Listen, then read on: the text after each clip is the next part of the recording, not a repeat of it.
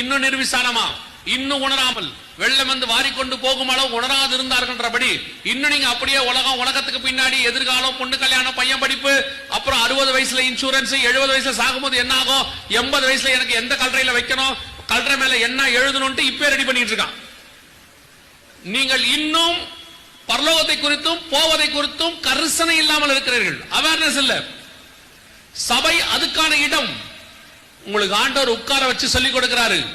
அவர் வேற எங்கேயும் இல்ல, வாசப்படியில் தான் நின்று கொண்டிருக்கிறார். எந்த நிமிஷமும் கர்த்தர் உள்ளே நுழைவார். அது வரைக்கும் நம்ம செய்ய வேண்டிய வேலையை செஞ்சு முடிச்சுட்டு ஓடுறதுக்கு நேரம் இருக்கு. இன்னொரு பக்கம் நம்மை ரெடி பண்ணி கொள்றதுக்கு நேரம் இருக்கு. அவ்வளவுதான் இருக்கு டைம். No other way. நீங்க நல்லா கிளம்பி முடிச்சுட்டு சர்ச்சுக்கு வரும்போது கடைசியா கண்ணாடி கிட்ட போய் ஒரு தடவை பாப்பீங்க தெரியுமா? எல்லாம் முடிச்சு லாஸ்டா போய் ஒரு தடவை பாப்பீங்கல்ல, அந்த நேரம் தான் இப்ப நமக்கு இருக்கு. எல்லா ப்ரிப்பரேஷனும் முடிச்சாச்சு, கடைசியா அப்படி வீட்டை விட்டு வெளியே போகும்போது ஒரு தடவை எட்டி பார்ப்போம்ல, அந்த டைம் கேப் மட்டும் தான் இப்ப நமக்கு இருக்கு. பரிசுத்த அலங்காரத்துடைய தொழுது கொள்ளுங்கள்னு சொல்ற அந்த நேரத்துக்கு நம்ம வந்துட்டோம். இப்ப நம்ம கண்களுக்கு முன்பாக எருசலேம் தலைநகராக மாறிவிட்டது.